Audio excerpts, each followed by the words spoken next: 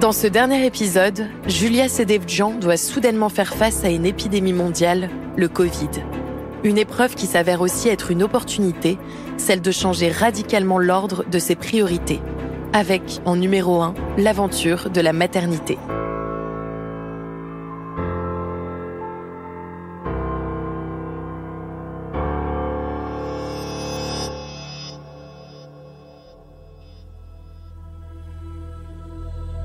Nous sommes en guerre. En guerre sanitaire, certes, mais l'ennemi est là, invisible, insaisissable, qui progresse. Je me souviens encore de l'annonce qui disait ce soir à minuit, les restaurants et les bars devront fermer leurs portes. Du coup, on avait le resto et le bar de l'autre côté. Je me souviens me retrouver avec Grégory dans la cave à vin, en bas. Et on est là, il est 22h. Et on se dit, mais qu'est-ce qu'on fait en fait ? On n'y croyait pas. On se regarde comme ça, on dit, tu vas me dire que là, à minuit, on va devoir aller fermer le bar. Non, c'est un délire en fait. Et en fait, tu te dis, mais combien de temps ça va durer ? La première question, c'est ça. Tu dis, non, mais ça va pas durer trop longtemps, c'est bon, t'inquiète. Donc, on ferme le resto. Une grosse réunion avec l'équipe, on leur dit surtout, restez à côté, restez pas loin, parce que à mon avis, dans une semaine, on va repartir. Donc, et ça, c'est un regret que j'ai de ce moment-là, parce qu'on les a fait rester, alors que, en vrai, ça allait s'en suivre une grosse période de confinement, mais on pouvait pas savoir. Et nous, dans nos têtes, à ce moment-là, déjà, une semaite de fermeture, c'était énorme. Enfin, on s'imaginait pas que ça pouvait être plus, en fait, parce que pour toi, c'est la fin du monde. Tu fermes ton resto pendant 3 semaines, tu te dis, ça fait 2 ans qu'on est ouvert, non, ça va pas aller, quoi. Et finalement, c'est ce qui va se passer. Bon, le bar, on l'a fait traîner un peu plus longtemps quand même, parce que les clients, ils voulaient pas partir. On a fermé vers 2h.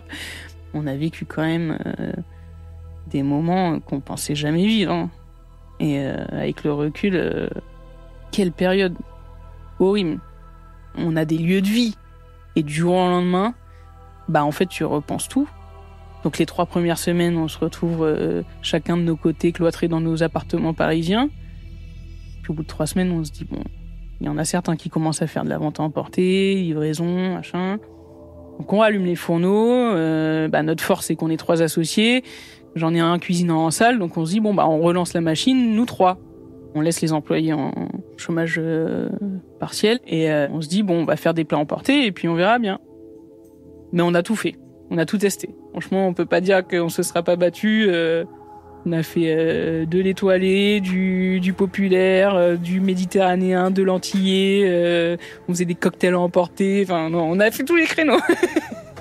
Et en fait, ton lieu de vie, il se transforme clairement dans la salle. T'as des boîtes qui commencent à s'entasser de boîtes à emporter, rondes, carrées, entrées, desserts. Mais en fait, au bout de 2 mois, tu rentres dans ton resto, t'as envie de chialer, quoi. Enfin, moi, j'ai pas signé pour ça, quoi. J'ai pas signé pour faire un resto gastro étoilé et rentrer dans ma salle et retrouver des boîtes en plastique, quoi. Non, mais quel délire.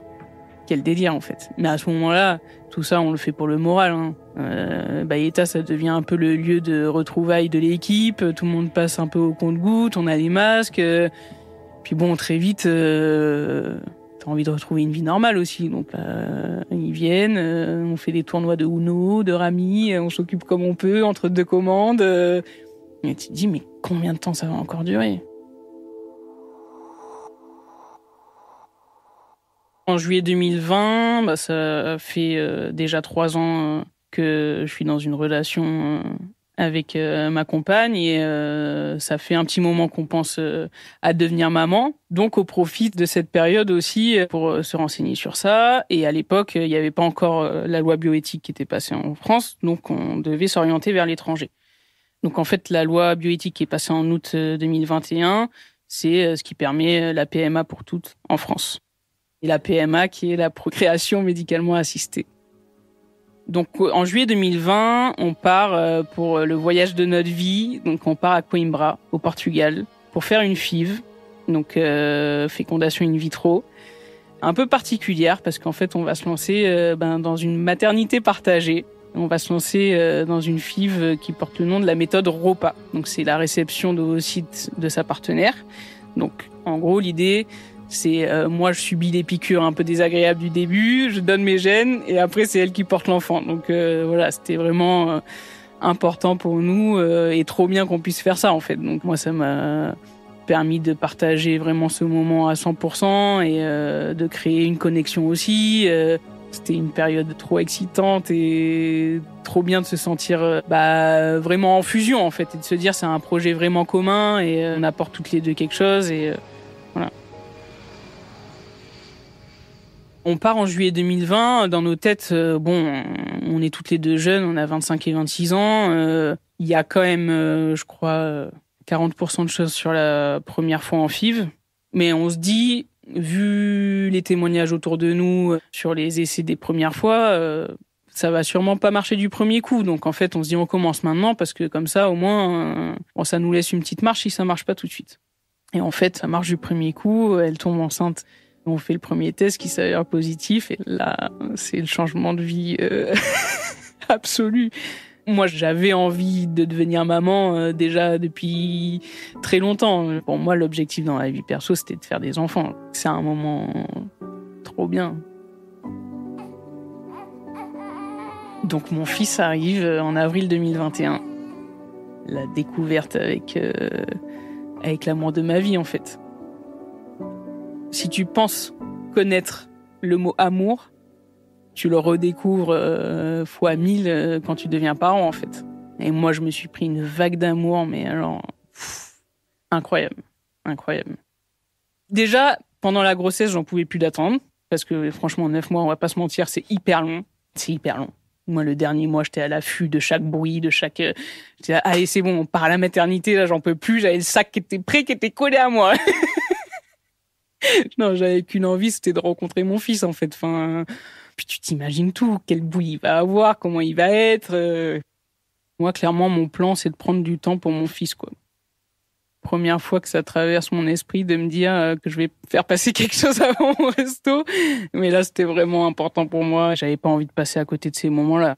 Et tout de suite, je dis à mes associés, écoutez, si vous voulez, eux, ils avaient le projet d'ouvrir un restaurant en Martinique plus tard. Allez tester la Martinique, faites un restaurant éphémère. Moi, je reste à Paris, je profite de mon fils.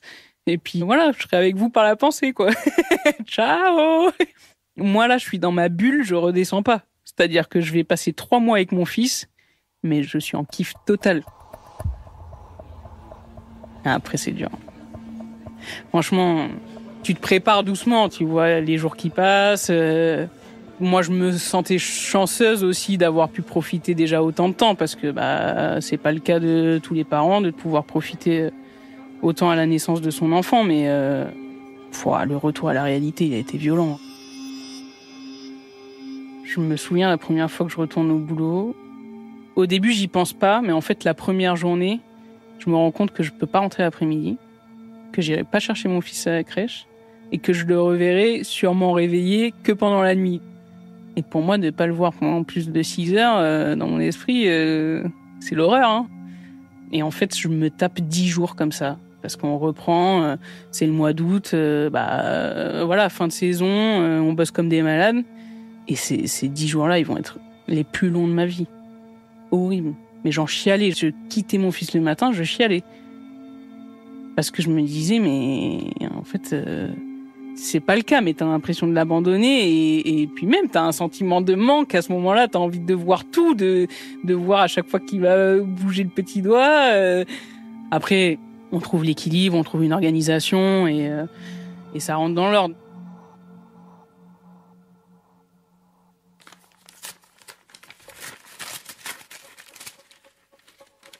Je reçois un courrier à la maison fin 2022 qui m'annonce que je vais recevoir le titre de chevalier dans l'Ordre national du mérite.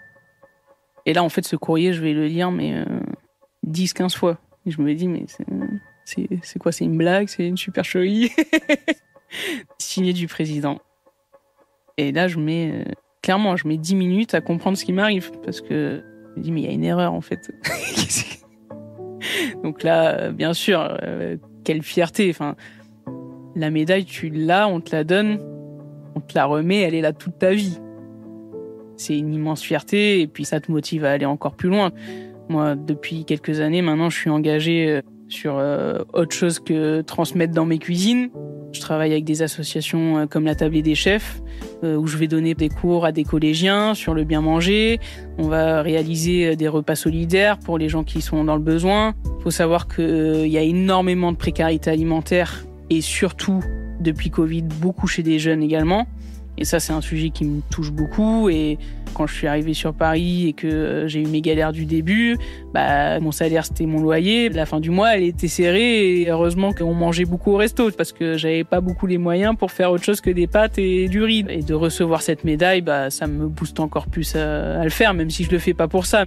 On peut parler d'engagement LGBTQIA+. Ça m'arrive de faire des dîners dans des drag shows. Donc redorer un petit peu la cuisine de cabaret qui a tendance à être pas terrible, on va dire. Essayer d'allier un spectacle avec un show énormissime, avec de la bonne nourriture. Et ça, franchement, c'est une belle expérience. Pour ma remise de décoration, on organise la cérémonie, donc ça va mettre un peu de temps à se mettre en place. J'ai déjà en tête le parrain qui me remettra la médaille. Je veux absolument que ce soit Guillaume Gomez, parce que ça a été un chef qui m'a marqué et un exemple pour moi. Donc voilà, le temps qu'on trouve un peu les dates pour tout le monde, on va organiser cette belle cérémonie dans la mairie du 5e, donc pas loin du restaurant. Et là, clairement, c'est un des plus beaux jours de ma vie, quoi. J'ai l'impression que c'est mon mariage, quoi.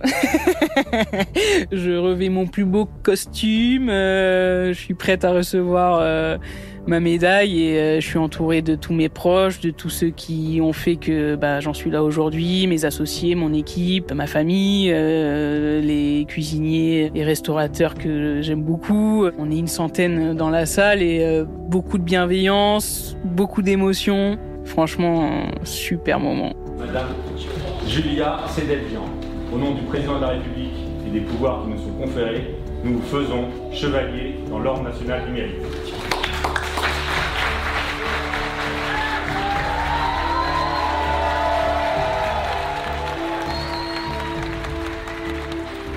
J'ai pas les mots parce que je m'attendais pas du tout à ça.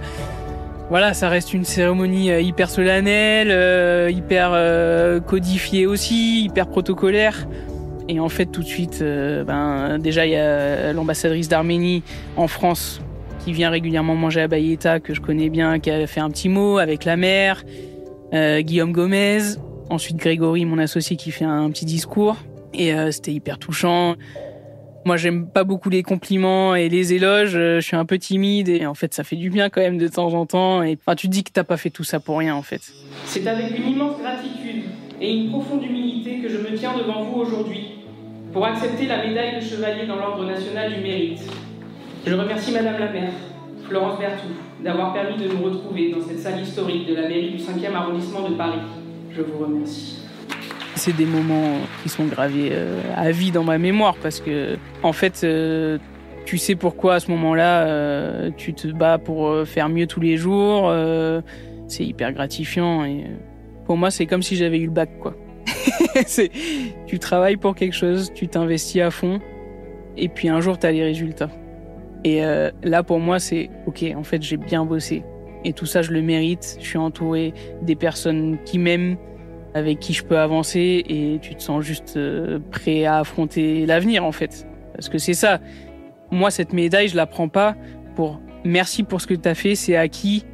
Non, je la prends comme c'est le début d'autre chose. On va aller chercher encore plus et c'est que le début. J'ai même pas 30 ans. C'est énorme. Il nous reste toujours tellement de choses à faire. On a 1000 projets à la seconde. Après, aujourd'hui, j'ai envie de prendre le temps de m'arrêter sur les choses qui ont du sens. Donc, tous ces engagements solidaires. Que mon équipe se sente bien aussi au travail. Réussir à restabiliser tout ça parce que, mine de rien, Covid, ça nous a mis quand même une belle tape. Donc, on en paye encore aujourd'hui des pots cassés. Mais essayer juste de se sentir bien dans ce qu'on fait pour donner le meilleur de nous. Et ma plus belle des récompenses, c'est quand je vois les clients qui ressortent, qui sont contents, qui viennent nous dire un mot, ou des choses qui les ont touchés pendant le repas, ou tout prend du sens en fait.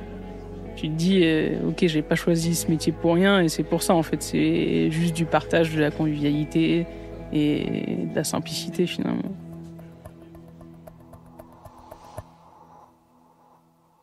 Cette année-là, petit rebondissement de vie aussi. Malheureusement, on est amené à se séparer avec ma compagne. Donc forcément, un passage encore pas très agréable. Moi qui me bouleverse beaucoup parce que c'est des moments, des tournants où tu te dis ok, je fais tellement de sacrifices dans ma vie pour mon travail, tout ce que j'essaye de créer, mais est-ce que c'est les bons choix en fait ? Parce que quand tu perds tout ce que tu essayes de créer à côté, les premières questions, c'est ça, c'est t'essayes de chercher les causes et bien sûr que ça peut que jouer dans un couple que d'avoir un resto qui te prend la plupart de ton temps et que même quand t'es en week-end, en fait, t'y penses quand même parce que je suis chef, mais je suis aussi chef d'entreprise. Donc forcément, derrière, dès que ça va pas financièrement, dès qu'il y a un peu de stress sur un événement, tu rentres à la maison, mais t'essayes de quitter ton cerveau et te dire ok, là je suis à la maison, je pose le cerveau mais c'est pas facile de le faire. Donc là, à ce moment-là, j'ai beaucoup remis ça en question. La finale de l'histoire, c'est que ça arrive à tellement de personnes que faut continuer en fait. Et c'est pas pour ça que je vais m'arrêter de travailler, je vais arrêter ma passion et que c'était peut-être le mauvais timing. Bon, en tout cas, ce qui ressort de tout ça, c'est qu'on a un fils merveilleux, qu'on essaye de faire au mieux pour que ça se passe très bien et ça se passe très bien. Donc ça, c'est le plus important. L'élément déclencheur du Covid plus l'arrivée de mon fils derrière, ça m'a fait ouvrir les yeux sur beaucoup de choses et notamment sur le fait qu'on ne peut pas être performant si on n'a pas un équilibre avec notre vie personnelle. Et c'est hyper important en fait de savoir prendre ce temps-là, de faire une pause, de pas avoir la tête dans le guidon, de prendre le temps de se reposer, de partager des moments avec nos amis, avec nos proches, avec notre famille. Aller au ciné, aller dans un bar, aller au musée, juste avoir une vie normale. On reste des restaurateurs, des cuisiniers, des serveurs, on sauve pas des vies et on reste des humains et on a le droit à avoir ça. Donc c'est vrai que là où avant je le voyais pas comme ça, où pour moi c'était en fait si tu bosses pas t'arriveras à rien et toutes ces heures que tu fais pas, ça t'aidera pas à avancer. Aujourd'hui je le vois complètement différemment. Aujourd'hui, dans mon resto, ils sont en 4-3, ils travaillent 4 jours, ils ont 3 jours de repos. Et je vois la différence. Ils sont beaucoup plus performants, ils ont du temps pour eux. Et c'est donnant-donnant, en fait. C'est marrant de retracer son parcours, de se souvenir de quelques anecdotes que j'avais oubliées en même temps. Et de me dire aussi tout le chemin que j'ai parcouru depuis, quoi. Donc ça fait 15 ans que je travaille. J'ai bientôt 30 ans. J'ai déjà fait tout ça et en même temps, j'ai envie de découvrir ce que l'avenir me réserve. Et il se passe plein de choses. Bon, en plus, je suis une grande sensible. J'ai une carapace parce que je suis chef d'entreprise, parce que je suis maman et que t'es obligé d'assurer tout le temps. Mais il y a des moments où en vrai, je suis comme tout le monde et j'ai juste envie de lâcher prise aussi. Et, ce que je ressors de tout ça, en tout cas, c'est que le travail paye toujours, mais qu'il faut pas s'oublier. Surtout, le plus important, c'est d'être bien entouré.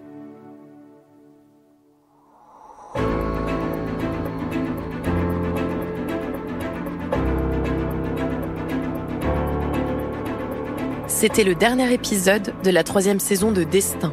Merci d'avoir écouté cette 3e saison. Nous espérons que l'histoire de Julia Sedevjian vous a marqué, inspiré. Destin est un podcast Énergie Studio, imaginé par Sarah Conan. Rédaction en chef et interview, Anaïs Kopman. Production, Anne-Cécile Kiri. Réalisation, Cédric Ledoré. Pour être au courant de la sortie de la prochaine saison, abonnez-vous sur votre plateforme d'écoute préférée et laissez-nous des étoiles et des commentaires. Et bien sûr, rendez-vous sur le site et l'application Énergie rubrique podcast. À très vite pour un nouveau parcours de vie hors du commun.